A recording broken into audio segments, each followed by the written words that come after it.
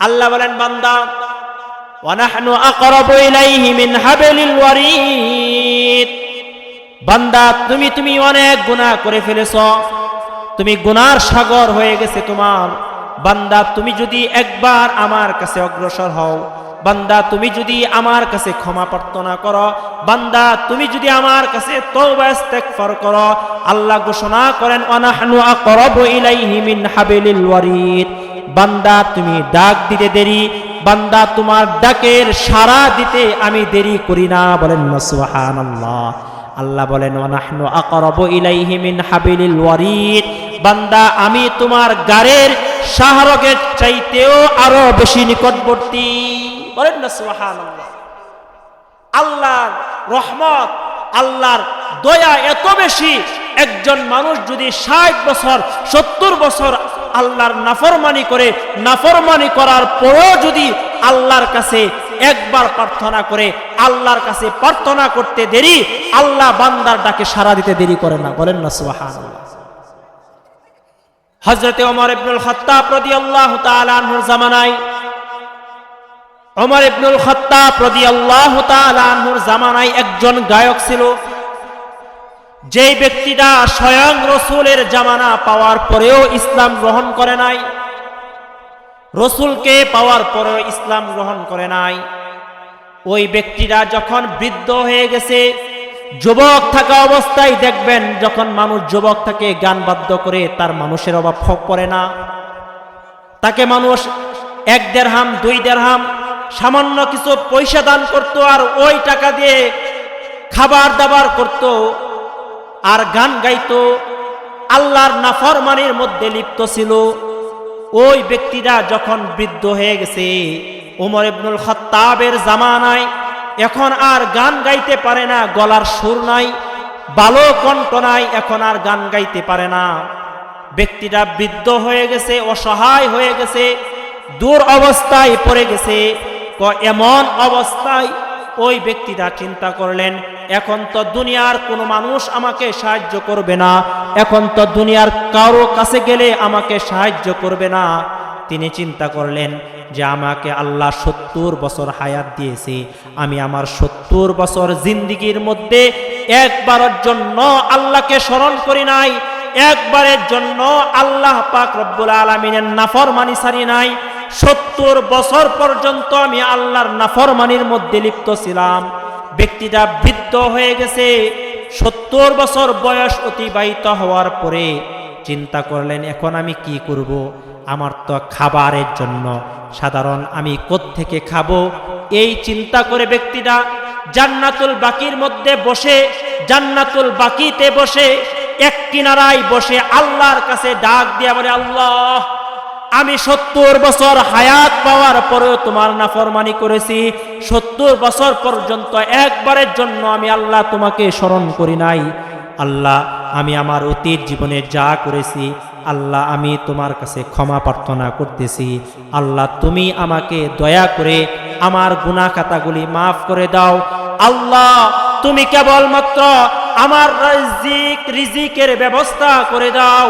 কেবলমাত্র এতটুক দোয়া করেছে। ওমর ইবনুল খাত্তাব রাদিয়াল্লাহু তাআলা আনহু মসজিদে নববীর মধ্যে শোয়া, গায়বী আওয়াজ আসলো, ও উমর যাও যাও জান্নাতুল বাকিতে আমার একজন বান্দা আমার কাছে তওবা করেছে, ইস্তেগফার করেছে, যাও আমার এক বান্দা আমার কাছে সাহায্য চেয়েছে, যাও ওই বান্দাকে সাহায্য করো, ওই বান্দাকে তুমি সহযোগিতা করো। ওমর ইবনুল খাত্তাব রাদিয়াল্লাহু তাআলা আনহু খালি গায়ে খালি পায়ে জান্নাতুল বাকির মধ্যে যখন গেলেন, দেখলেন জান্নাতুল বাকির মধ্যে একজন বৃদ্ধ তার মনের কথাগুলো, তার কষ্টের কথাগুলো কার কাছে যেন এরকম ভাবে বলতেছে, এরকম ভাবে জর্জরিত কান্না আওয়াজে কার কাছে যেন তার হৃদয়ের কথাগুলো, তার কষ্টের কথাগুলো বলতেছে।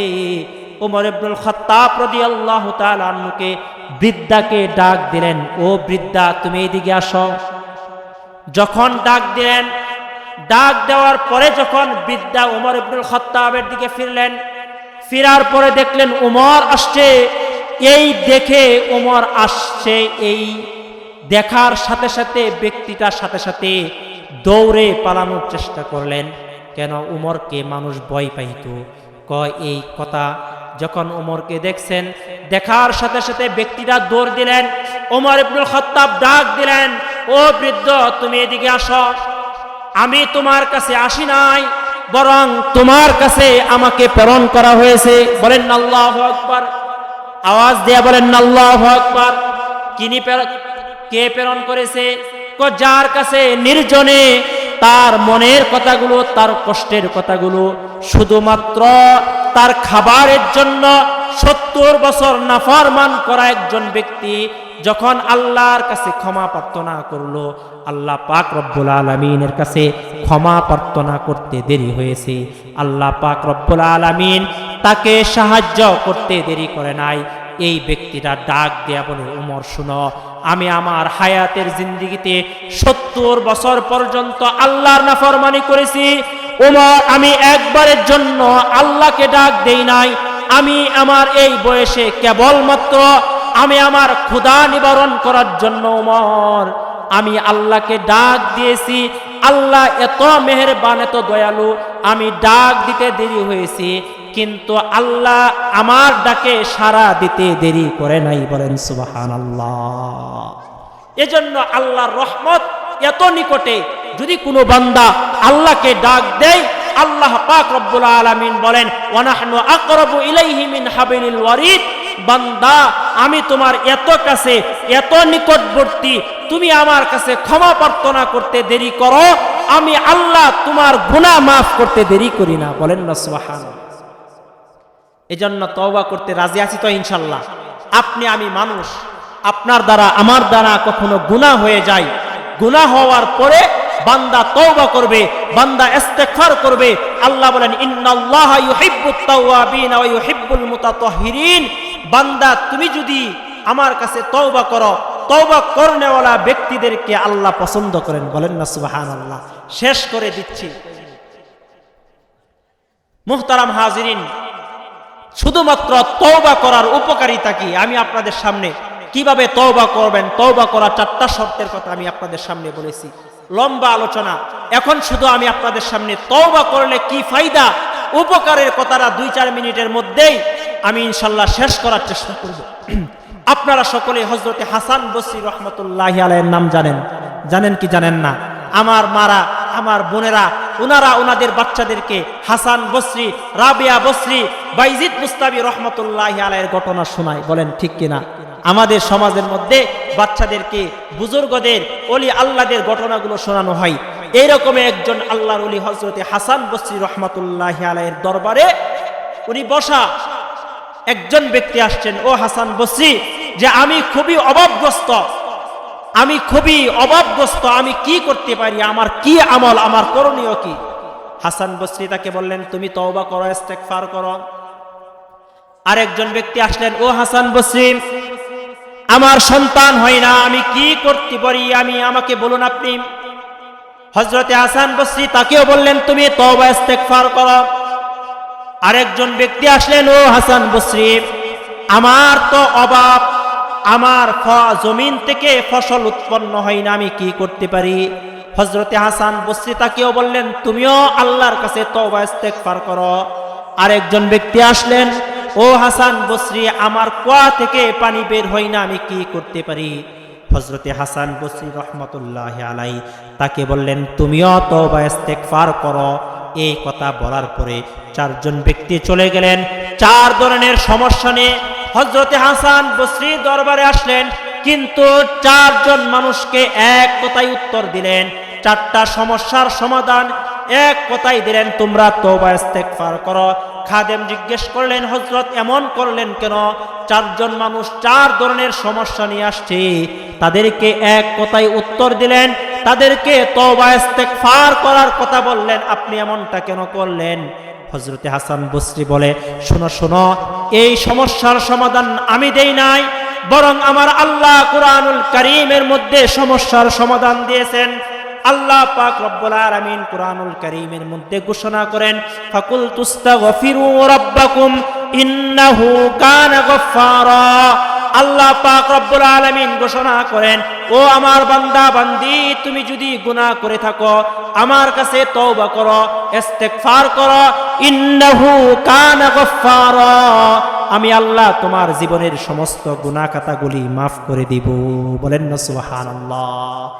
আল্লাহ বলেন, ইরসিলিস সামাআ আলাইকুম মিদরারা, বান্দা তোমার জমিনের মধ্যে ফসল উৎপন্ন হয় না, তোমার জমিনের মধ্যে ফসল হয় না, ধান হয় না, গম হয় না, তোমার জমিন থেকে ফসল উৎপন্ন হয় না, সবজি উৎপন্ন হয় না, বান্দা তুমি আমার কাছে ক্ষমা প্রার্থনা করো, আমার কাছে তওবা ইস্তেগফার করো, আমি আল্লাহ আসমান থেকে তোমার জন্য মুষলধারে রহমতের বৃষ্টি বর্ষণ করব। বলেন না সুবহানাল্লাহ। আল্লাহ বলেন, ইরসিলিস সামাআ আলাইকুম মিদরারা ওয়া ইউমদিদুকুম বিআমওয়ালিন ওয়া বানিন।